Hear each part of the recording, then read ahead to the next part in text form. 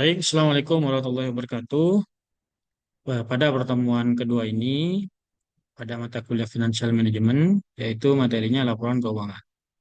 Ya, setelah kita bicara tentang konsep dasar manajemen keuangan, yang pertemuan sebelumnya, sekarang kita masuk ke materi laporan keuangan. Nah, definisi laporan keuangan. Laporan keuangan merupakan suatu informasi yang menggambarkan kondisi keuangan suatu perusahaan, di mana informasi tersebut dapat dijadikan sebagai gambaran kinerja keuangan suatu perusahaan. Menurut Munawir, laporan keuangan adalah alat yang sangat penting untuk memperoleh informasi sehubungan dengan posisi keuangan dan hasil-hasil yang telah dicapai oleh perusahaan bersangkutan. Dengan begitu, laporan keuangan diharapkan akan membantu para pengguna atau user untuk membuat keputusan ekonomi yang bersifat finansial.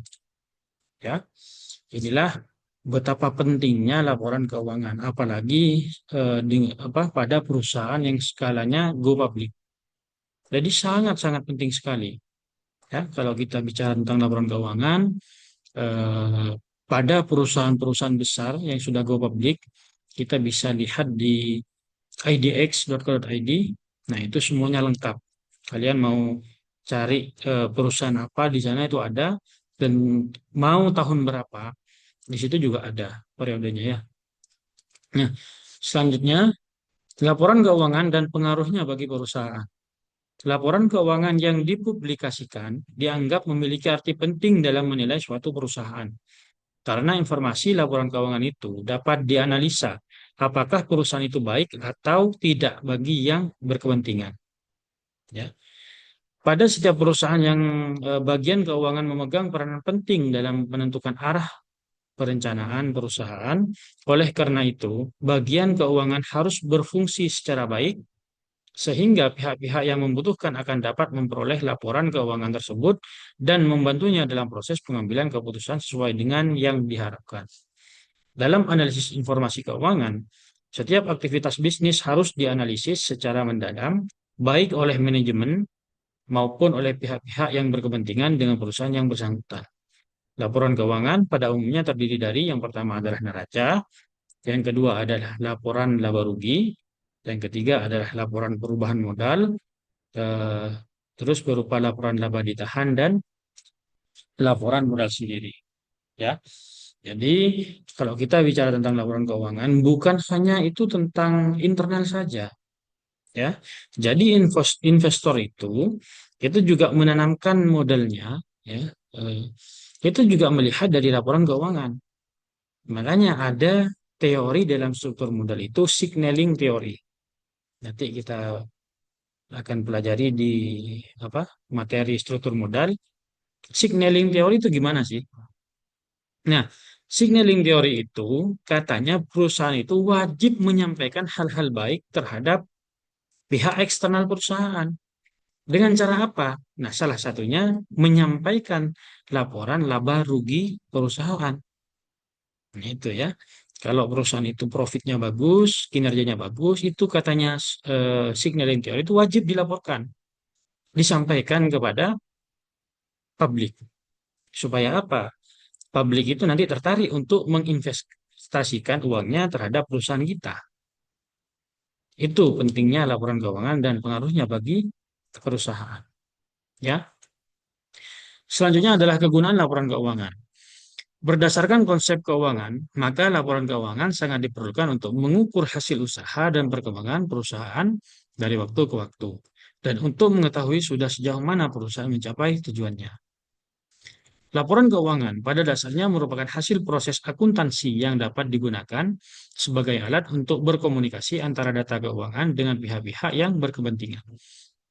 Ya, jadi laporan keuangan itu murni ilmunya itu dari akuntansi. Ya, pencatatan-pencatatan seperti neraca itu diajari di akuntansi. Makanya kalau tidak paham betul akuntansi dasar itu akan kesulitan ya belajar financial management.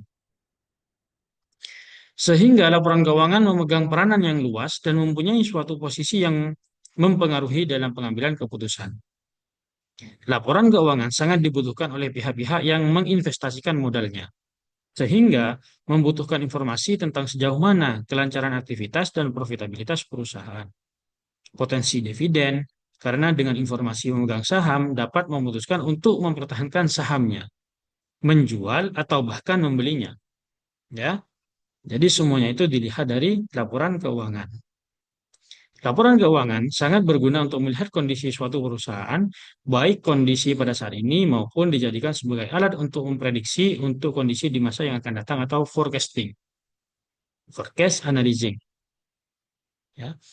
Jadi dengan adanya laporan keuangan itu, kalau kita bicara tentang materi forecasting, maka kita akan mengetahui ya perusahaan itu selanjutnya perusahaannya itu seperti apa itu bisa diprediksi dengan melihat atau menganalisis laporan keuangan sebelumnya, tahun sebelumnya.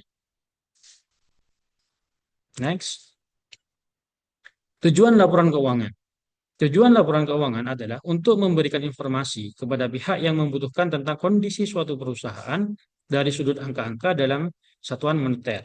Tujuan laporan keuangan secara garis besar adalah yang pertama screening, ya, sarana informasi. Yang kedua adalah understanding atau pemahaman. Yang ketiga adalah forecasting atau peramalan. Yang keempat adalah diagnosis. Yang kelima adalah evaluation atau evaluasi.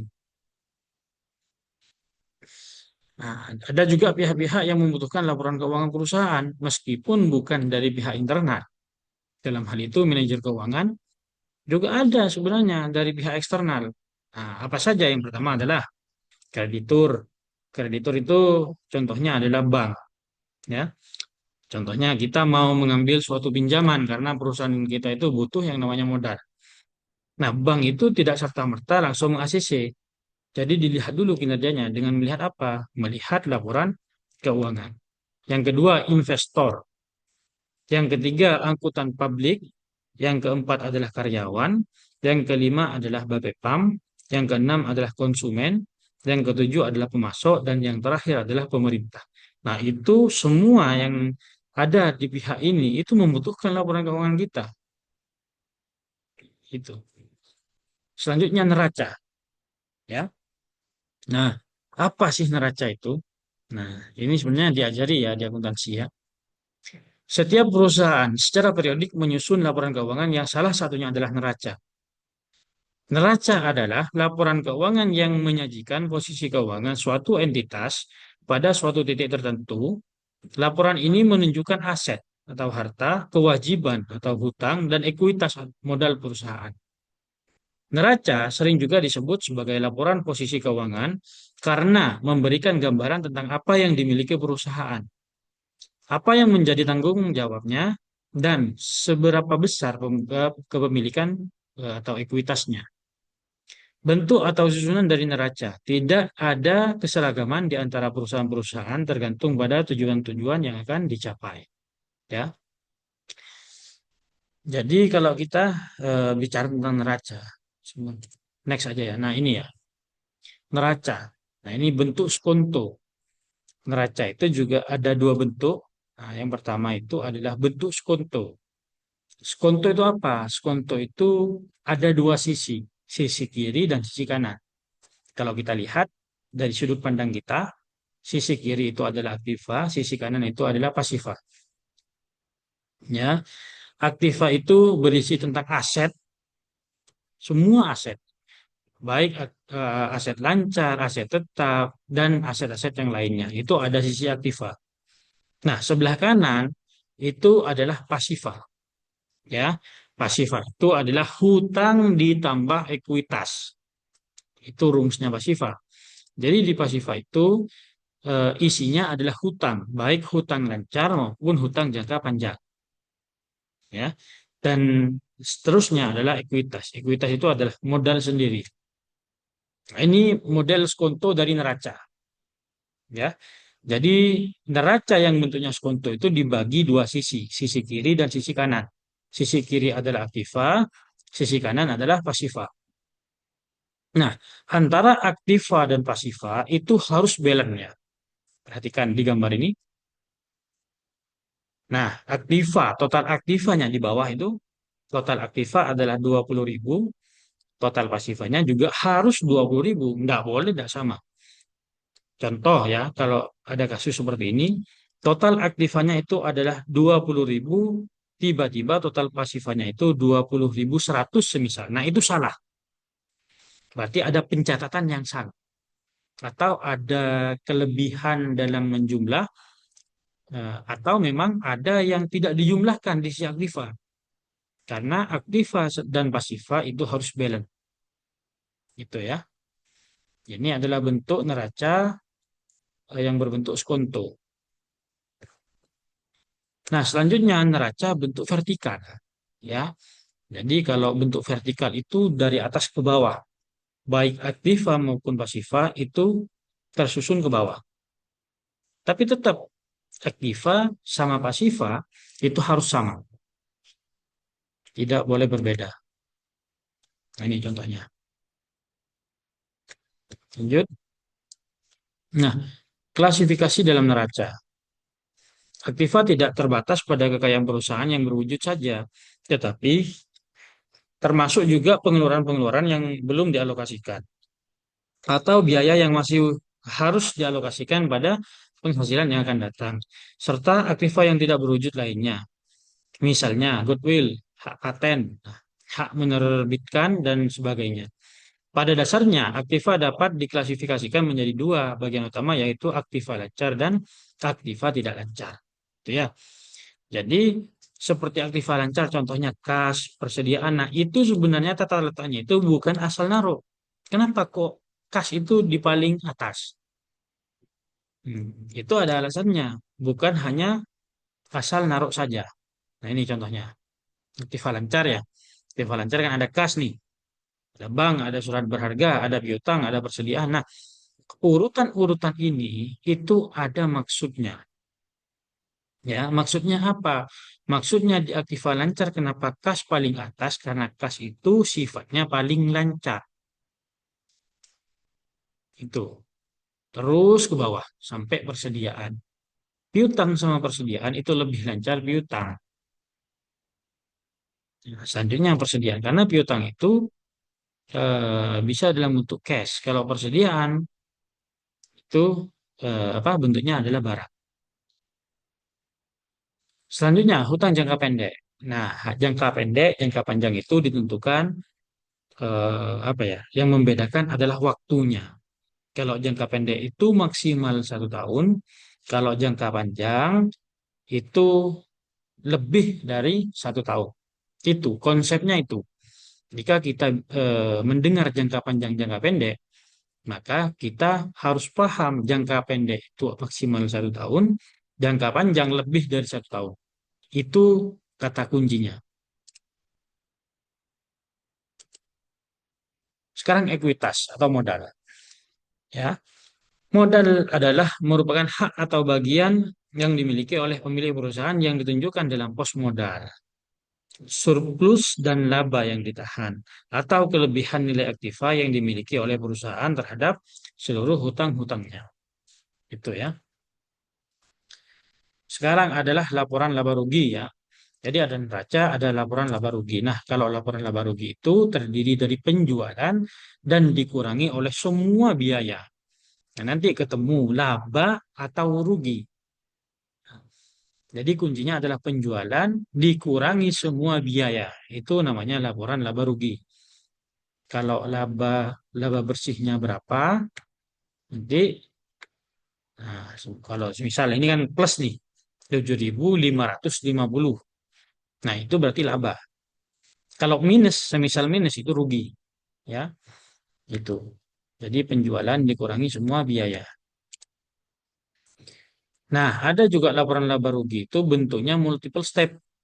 Nah, multiple step kan tadi kan langsung laba ya, langsung laba bersih. Nah, kalau selanjutnya itu dibagi lagi. Ada EBIT ya. EBIT itu earning before interest and tax. Laba operasi sebelum bunga dan pajak. Nah, jadi semua penjualan dikurangi biaya sama dengan itu EBIT, earning before interest and tax. Jadi ini adalah laba operasi sebelum bunga dan pajak. Ya, setelah itu dihitung pajaknya, ya, pajak penjualan, misalnya PPN 12%. Berapa? itu dikurangi setelah bunga dulu ya, dikurangi bunganya berapa, misal punya pinjaman bunganya sekian. Nah, laba tadi itu dikurangi bunga dulu itu menjadi EBT ya, earning before tax. Jadi interestnya itu bunganya sudah hilang karena sudah dikurangi ya. Jadilah EBT, pendapatan sebelum pajak. Nah, pajaknya contoh PPN 12%, dikurangi lagi. Dikurangi pajak namanya laba bersih. Nah, inilah laporan laba rugi yang bentuknya multiple step.